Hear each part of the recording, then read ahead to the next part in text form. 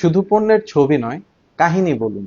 আপনার প্রোডাক্ট, আপনি একটা ভিডিও বিজ্ঞাপন তৈরি করলেন, বা আপনি যে প্রোডাক্টটা তৈরি করছেন বা বিক্রি করছেন সেই প্রোডাক্টের সুন্দর গুছিয়ে ছবি বা ভিডিও বিজ্ঞাপন আপনি আপনার ফেসবুক ওয়ালে দিচ্ছেন, কিন্তু ওই ছবিগুলোতে কোনো কাহিনী নাই, ওই ছবিগুলোর পিছনে কোনো গল্প নাই, ওই প্রোডাক্টের পিছনে কোনো গল্প নাই।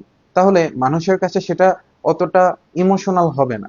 আপনার প্রোডাক্ট হয়তো চোখের সামনে আসবে, স্ক্রোল করে চলে যাবে। তাহলে কি করতে হবে? প্রোডাক্টের সাথে একটা গল্প জুড়ে দিন। মানুষ যাতে গল্পের জন্য আটকায়, মানুষ গল্প মনে রাখে। আপনি একটি শাড়ি তৈরি করেছেন, সেই শাড়িটা তৈরি করতে হয়তো আপনার 5 ঘন্টা লেগেছে, বা সেই শাড়িটা তৈরি করতে হয়তো আপনি একটা ডিজাইন চিন্তা করেছেন, বা আপনার কোনো একটা গল্প আপনি সেখানে ফুটিয়ে তুলতে চেয়েছেন। এই গল্পগুলো আপনার শাড়ির সাথে বা আপনার পোস্টে ফুটিয়ে তুলুন। মানুষ গল্প পছন্দ করে এবং গল্প মনে রাখে। তাই শুধু পণ্যের ছবি নয়, পণ্যের ছবিটার সাথে একটি গল্প জুড়ে দিন, মানুষের স্ক্রোলিং আটকে যাবে। এবং যখনই স্ক্রোলিং আটকাবে, আপনার গল্পটা মনোযোগ দিয়ে পড়বে, আপনার শাড়িটাও তার কাছে অটোমেটিকলি ভালো লাগবে। তাই শুধু প্রোডাক্ট নয়, প্রোডাক্টের সাথে গল্প জুড়ে দিন।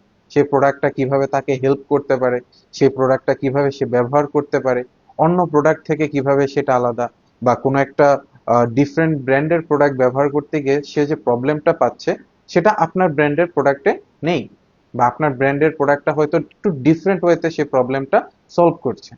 গল্প জুড়ে দিন, সেল বাড়বে। ধন্যবাদ।